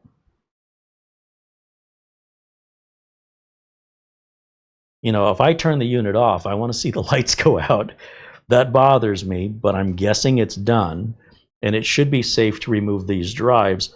But just to be extra cautious, I'm going to pull the plug because I want those lights out. That really bugs me. And then let's see if our recipe is done yet from the oven. Okay, here's the Samsung drive right here. Ooh, and it's toasty. Let's go to the other side. Here's the original air disk. And we're going to set that right here. That's not hot at all. Samsung one. Woo! That is hot. Okay. You know, getting a little hot once in a while ain't going to kill you. There is kind of a rubber pad down here. Maybe that's enough for it to breathe. It almost feels like there's plastic on here, but I don't know if that's like a mouse pad where it's supposed to stay on. Oh, no. No, that definitely comes off. Okay. Yeah, now it's got a nice rubber grippy feel to it, and they do intend for you to have it vertical, and there's little cutouts so it can breathe, and that's enough for the air to go through.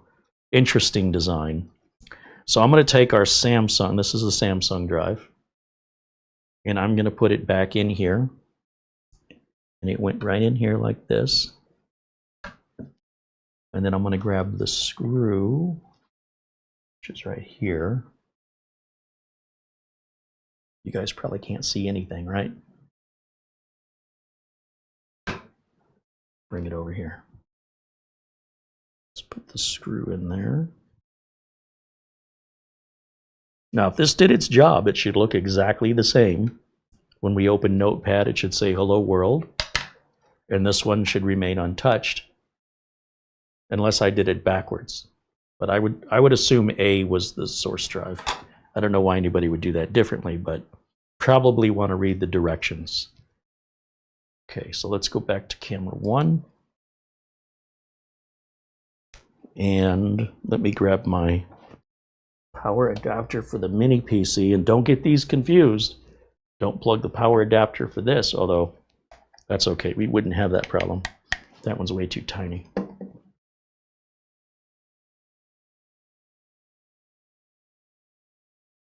Turn that back on. And let's go over to camera, well, HDMI input, and let's see what this does. Let's see if it works. Because this is the proof in the pudding. It's all live. It's loading an operating system. Or it was. And hello, computer.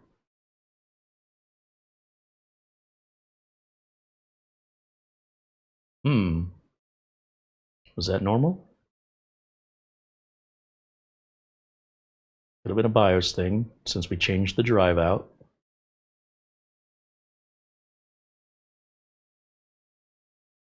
Here we go.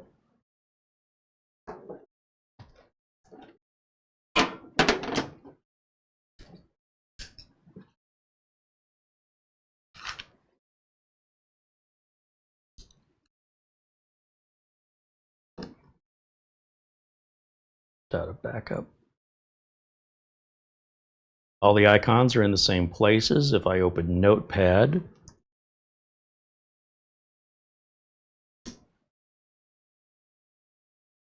says hello world. Okay guys, so again, if we look at the C drive now, I think this is a 500 gig. Maybe not.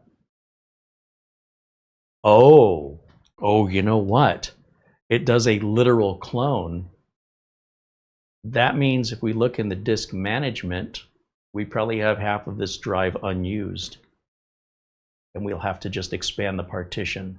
See, Acronis, I'm spoiled. It does all this for me. But just a dumb, we'll call it a dumb cloner. It clones all the sectors. So if you had a 2 terabyte drive and you only had 100 gigs on it, it's going to clone all those empty sectors. And if you're cloning it from a 2 terabyte to a 4 terabyte, you're going to have 2 terabytes of unallocated space that you would want to expand. And I don't know that we can do that. We can shrink the volume. See, we need to move this volume over to the right so that these two are side by side, and then we can expand this volume and combine the two together, but not with one in between them. So we'd probably want like mini partition tool, or there's probably a DOS command also to do this now that I think about it. But a graphical user interface, it doesn't look like extending the volume is available because this partition here in the middle, and the option to move that is not there. That's the downside of a cloning tool like this. You will need to manually adjust partitions if the drives are not the exact size, same size. So I'll give you an example of where a tool like this would be used. Let's talk about the business use case here. Let's say I am building and selling computers with the same configuration, and I want to install Windows and drivers and all the Windows updates, but I don't want to have to do it manually for each machine, and every machine is exactly the same. I can just have a drive cloner, and by the way, 1-to-1 is not going to be enough. I would buy one that's 1-to-12. Take your 1, which is your source, push a button and it clones to all 12 or whatever number you buy. And then when it's done, you just pop those 12 into the 12 new machines, and they're all exactly identical. If you're upgrading a drive, say you're going from a 256 gig to a 500 gig or whatever, then you need to manually resize those partitions. If you're cloning from a big drive to an even bigger drive, it's going to take a while with this because it's copying every sector. Doesn't matter if the sector has data or not. This is great for data recovery purposes if we wanted to recover from a bad drive.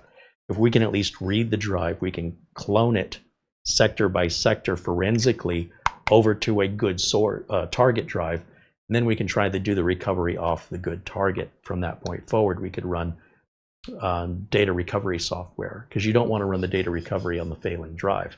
But if the failed drive is dead and this won't see it, then it needs higher end tools like what $300 data recovery uses, which are tens of thousands of dollars, plus the additional hours and hours of training it requires to know how to use the software that's proprietary. That's why you make backups, right? So I see a very limited use case scenario for this personally. I don't like the heat that's generated inside of it, even with the fan running. They have those stand-up NVMe toasters like Graugear, which I think are far superior. It will also do cloning. It's 2 bays. It's not so bulky. It also needs power separately as well. It also works as a dock, or it can run just off power to clone. It's still going to be 1-to-1. It's still going to be a dumb cloner. You're still going to have to manually adjust partition sizes between the differences of the drives. So overall, you know, you're looking at about $60 for this. This does 2. $30 for this. This does 1. I think the cooling is better on that one. That one worries me. It worries me because at least this one's meant to be permanent, right? You put your drive in, you put your thermal tape on, you're good. This one, when you put your thermal tape on the drives, it's just got rubber bumpers, meaning it's not intended to be in there a long time. How long do you think this is going to last before it starts tearing and ripping? So I hope you got a lot of that, because you're going to need to keep replacing it on larger drives that get hotter, you know, because they're taking longer to clone. Or you use like the Graugear, which has like a little tube over it, and it's just a toaster, and you're not dealing with opening and closing things, which is a little cumbersome. And the Graugear, I think, is around $100 if I'm not mistaken. And again, you can use it as a dock, or you can use it as a cloning tool, a dumb cloner. All right, you guys have any questions for me? We're just getting on to the 2-hour mark somehow. I don't know how this has gone by so quickly, but Yet the clock is not lying. If you have any questions or concerns about how these work, I'm happy to do my best to provide answers. Remember, this will do SATA M.2 or NVMe M.2. This one is NVMe only. It will not recognize a SATA drive. If that's important to you, pay attention to the details. When you're looking on Amazon for these products, it will identify if it does it or not. If it doesn't identify it, then assume it doesn't do it. Or look in the reviews to see if other people have had comments in that regard. But I would assume if it will do NVMe and SATA, they will boast about it. If it does one or the other, and you're wondering, I wonder if this will do the other one, if you don't see any word about it, there's probably a reason for that. It's also usually indicated in the price as well. Devices typically that do NVMe or SATA are usually a little bit more money. I can't get over how cheap that is. That is super. For 30 bucks, you can't beat that. And then if you ever want to upgrade it or raise the capacity, just put a different NVMe or SATA M.2 in there. It's one screw, you're done. You don't have to keep buying a bigger flash drive. Now you've got a 256 gig flash drive and a 512 gig flash drive and a 1 terabyte flash drive, because you can't upgrade them. All you can do is replace them to larger capacities. This one you can upgrade to a larger capacity. It's one screw, and it can give those older drives new purpose. Or if you see a really good sale, somewhere, somebody's selling one, maybe you're at a garage sale or Facebook Marketplace, I don't know, I'll sell it to you for $5. Man, you could have yourself a hell of a deal with an enclosure for 30 bucks like that. Luke Greenia says, I really like that Fanxiang enclosure. For 30 bucks, how can you go wrong? Stealth Mode said, that worked pretty well and fast except the unallocated partition space. Universally, any NVMe drive hardware cloner, that's how they work. I'm not aware of one that can auto size or make any adjustments. It is typically a very critical tool in forensic data recovery or forensic evidence gathering for courtroom cases where you do not alter the source. Well, of course you don't alter the source, but you don't alter the target either. The target is the drive you work on forensically, so you don't damage or change anything on your main evidence or your main source. And you don't want to alter the source or alter the evidence, because then it's not valid evidence to present.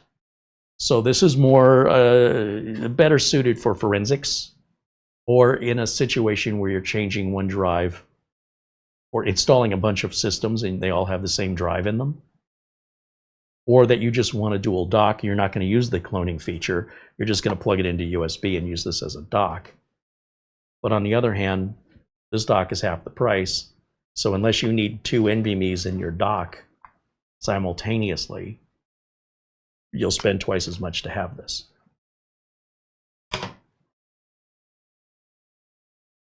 And if you want your partitions auto resized and you don't want to have to copy 2 terabytes of sectors when you're only using 100 gigabytes of sectors, use a software tool, whether it's Macrium Reflect or Clonezilla or Acronis.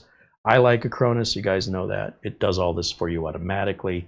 It moves and resizes the partitions during the clone, and it doesn't clone empty space. This does. This closes all space. It doesn't matter what operating system. The drive could be an operating system that's damaged. It doesn't care.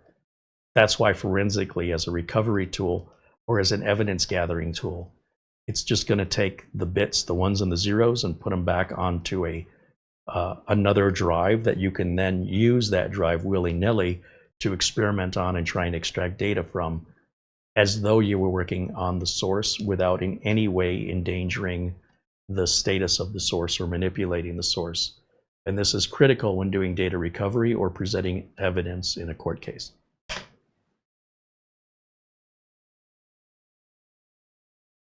David Graham wants to know, can you use Windows install to remove the partition in the middle? But I don't think so. You want that partition. You don't want to remove it. You simply want to move it. So something like the mini partition tool, I think it's free. You can do that for free if I'm not mistaken. Let's jump back over here real quick. We got 10 minutes. It's a pretty easy process. But again, you know, using the right software or the right tool to clone would make this less involved. But if you're going to do it this way and you want to, then sometimes you want to change partitions around and sometimes you don't. Well, then in that case, perhaps something like this would be beneficial, depending on if you're not doing the same kind of work over and over again. Remember, when most people are upgrading a drive, they're only going to do it very rarely. So buying a specific tool for that would be a waste of money. Acronis is half the price of this. And you can use Acronis for backups as well, which would be a lot more affordable than having to buy a separate NVMe drive for every backup. That'll get real expensive after you collect a few of them. But if we come back over here, I think I turned this off. Let's turn it back on.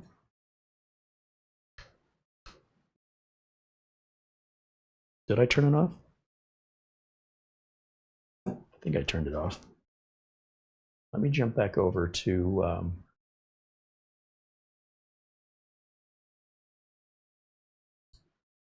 yeah, it says no signal. What have I done? It's not turning on. Plug it back in again. Okay. I was looking in the wrong place for a light. The GMK Tech, the light is really super tiny. It's like just the I don't know if you could see it. It's a straight up and down. I was expecting to light in this little hole over here. And it's so dim and the room is so bright. It was coming on, I just wasn't seeing it. So hopefully that will boot now. And then what we can do,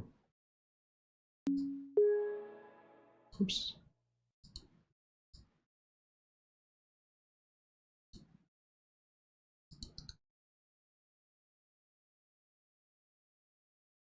There's some free software like ACASIS and I think Mini Partition Tool is the name of one of them. I can't remember who makes it.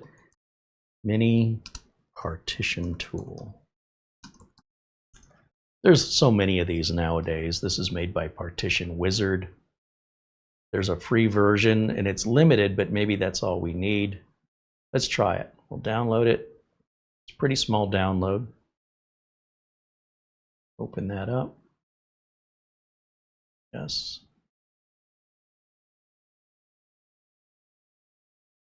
Of course, they want to sell you, but we'll try the trial. Then they want to sell you a bunch of other stuff, which I don't want. They want to have you monitor, be able to report any crashes to them anonymously so they can make the product better. I don't work for them, so you know, you can choose to do that as a goodwill effort there, but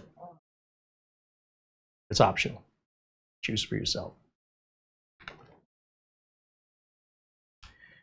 And with that installed, it's going to launch the Partition Wizard. Yes, let's do that. And then we're done with the browser. Let's close. Whoops. I want to do the opposite. Close that. Now it comes up and it should show us all our partitions. And so here it says you can migrate. You know, again, if that's all you were doing, this would probably be a better solution for you than buying a hardware tool for all of these reasons. But what we want to do is we want to basically take this partition right here and slide it or move it. So can we right click and choose to move this? Move or resize it. Yeah. And we want to move this all the way to the end like that and click OK. Then we want to right click on this one and click resize.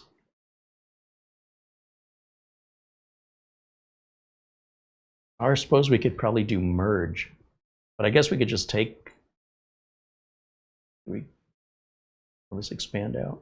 No.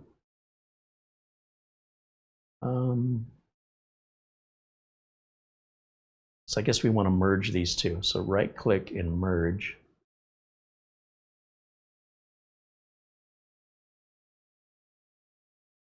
On this page, we can choose a partition that will be expanded to include the adjacent partition. Please note that it is possible to select only an NTFS partition. If you want to merge other formats, please use the convert to NTFS first. All right, so we're going to merge this one with this. Select an adjacent partition. Trying to. How come it's not letting me select anything?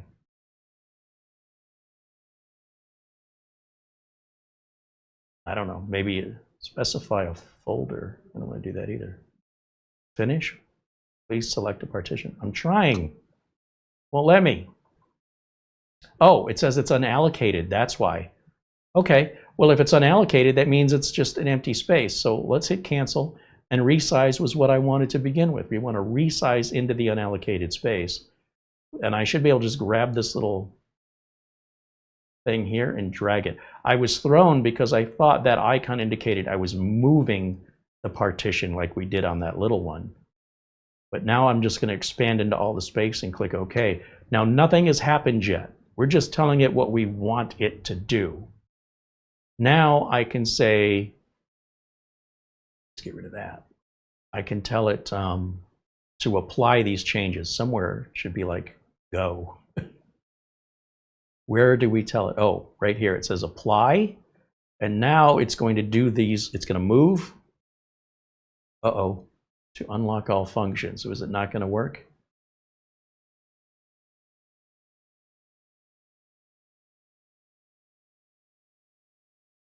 I want to do that. So it's not going to let us do it? Apply the pending changes, yes. Well, apparently the free version won't let us, one of these things it's not letting us do, either expanding or moving, and I don't know which one it is.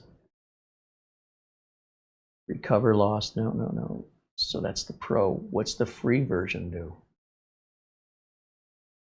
There might be another free version of a competing product that will let you do this for free. It's a relatively inexpensive product.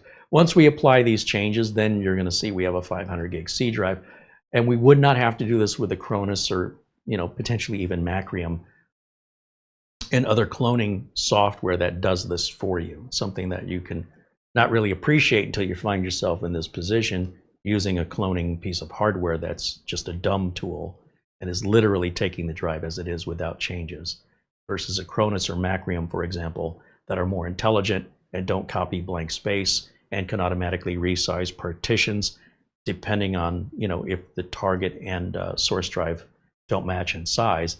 And as long as the source drive has less data on it than the target, it doesn't matter what size the target is. On a hardware cloner, the target must be the same size or larger as the source, since every sector is being copied regardless. So it does get a little bit technical on that side of things, but it really makes sense when you think about it. We just have about 2 minutes left of today's show, so I'm going to just wrap it up and say thank you for hanging out with me today. And I'm wondering if the move partition part of that, because we were trying to do two things at once, maybe the free tool only allows us to do one thing at a time. Just out of curiosity, I want to go back real quick before we end the show, and I want to do a do-over on this. So I'm going to just close out the software. Undo. Let's see if it'll just do one thing. Nope, won't even do that. I wonder if it's the move. So what if we undo the move and we try to resize this? Will it let us? No, there's nothing to resize into. So this is kind of useless as a free version. Not the best example off the top of my head, because I do know there's a lot of these tools out there, by the way, and they're not all good, and they're all limited on the free version, but some will let you do a little bit more. But where's their incentive? If you only need to use it once to resize your partition, why would they make the tool available for you and pay for the download and pay for the development and pay for all the updates to get it where it is, for you to just take it, use it, and give them nothing in return? So I see the other side of this as well. And I thought you could do simple partition resizing and moving in Windows, but there's probably, if we do a search for it, there's probably some commands we can type at the DOS prompt if we want to get a little bit nerdy and we can run the partition move, but that's going to be way more technical to do it at a DOS prompt. But I do believe you can do that in Windows. It's just quite technical. So the question is it worth it to you to pay a few bucks and just have it done? Or do you want to struggle and just keep searching for some free utility somewhere that'll do it? I'm sure they exist. Or do you simply not use a tool like this if that's your intention, is to upgrade your internal storage? Why not just get a piece of software that costs less? And again, I would go with Macrium, but you could use free Clonezilla. It's more technical, it's all text, there's no graphics really. So you're paying for a convenience. If you don't want to pay for the convenience, there are free alternatives that are more technical, may take more time, a little more experimentation, but those options are available to you. There's not any one way to do this. There's the way I do it to get it done and move on with life. And I'm not going to break the bank to pay for Acronis for 30, 35 bucks. And I got it for the whole year, by the way, for that price. And I can't see spending $60 for this because of the way it works, unless I'm in forensics. I can't see the point in that. For $30, this makes absolute sense to me.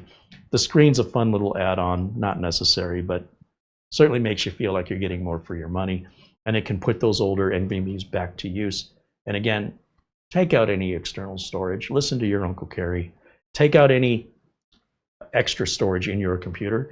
Try and get that outside of the computer as much as possible for your own safety and security. I can't emphasize that enough. It's a ticking time bomb, and I don't know when it's going to go off, but if you insist on that, you've been warned, and it'll just give it time. You'll see. So in any event, thank you again for all being members here, and such a pleasant broadcast, having a supportive and kind chat room.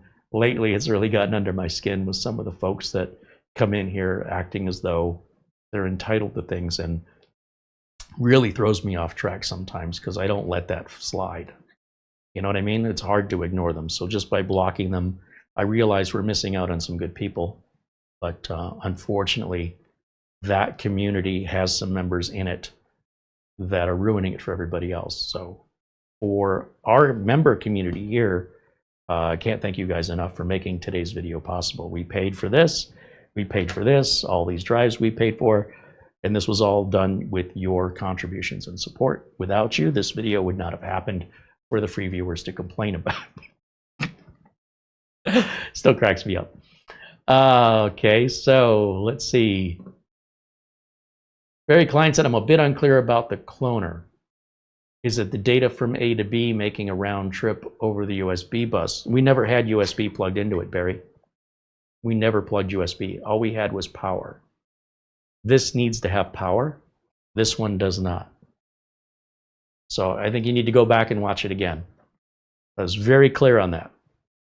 No USB cable, unless you want to use this as a dock. But as a cloner, actually, even as a dock, it still needs power. This one has to have power because you're powering 2 NVMe drives, and it needs more power than the USB can deliver.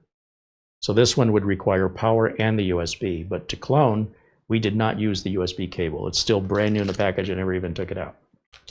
Okay, so sometimes you need to go back and watch the videos again because I tend to go through them pretty quickly. And then if things are still not clear, let me know, and I'll try better to give you the answers. Of course, email us too if you want, you know, an answer tailored specifically for you. Just reach out to our email address. All the members know what that is.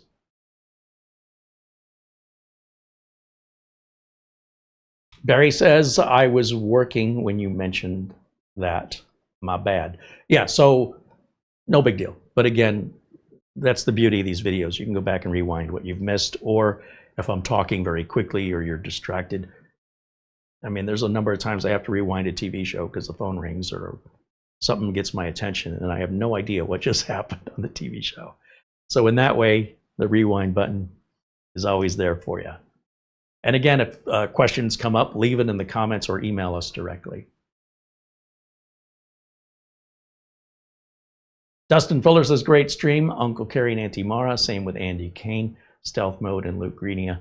Thank you guys for being here. And Mark Baggett, all of you, thank you all for for joining us today. I'm running now 5 minutes late and I have to call back a customer. So I'm going to say goodbye to you for now. I will have a live show tomorrow featuring the new Lian Li Digital 207. So I hope you'll join me for that. All those parts just came in from Amazon, which is a new motherboard, new CPU. We've got some RAM that was sent to us for review. We paid for the case. We basically paid for everything but the RAM, all using your contributions that are making tomorrow's build video possible. And the live chat will continue to be members only from this point forward. Unless something changes, if you want to interact with us in chat, we need you to support us so we can continue making the content you want to chat about. And that's the way things are going to be for a while. And yeah, that's just due to harassment and disparagement. That's going to wrap it up for me for today. Thanks to Mara, as always. She's our channel administrator, working tirelessly in the background with thumbnails and video descriptions, putting the links up, answering your emails, talking to potential companies that want us to review products. She takes all that off my plate so I can be freed up to do other things. Also, thanks to each and every one of you for being members, for your super chat, for your kindness, and this amazing community that we've created. And we certainly hope that people who want to join this community will support it. And we always have room for more like-minded individuals for us to grow. Remember, we have our forums, the forums, CareyHolzman.boards.net, open 24/7. You don't have to be a member. You're always welcome to participate there anytime, 24/7. And our friends at SCD Keys with the discounted Windows and Office keys. It's 30% off with coupon code Carey. I am not making a commission on that. I'm doing that for the viewers. If they think there's something part of it, then just, there's some other hidden agenda on that, then don't buy it. Like, I'm paid the same regardless. So just trying to make sure you guys can buy from a reputable seller. They give you 6 months of free support, and what they're selling you is legitimate. That's what's in it for me, is to make sure I'm looking out for you guys. I'm not looking out after my wallet. The only time the wallet comes into play is when it comes to being able to pay for content. That's it. All right, guys. Hope you enjoy the rest of your Thursday. I hope you will join me tomorrow at 1 o'clock for our Lian Li Digital 207 computer build. And that'll wrap it up for today. Until next time, bye for now.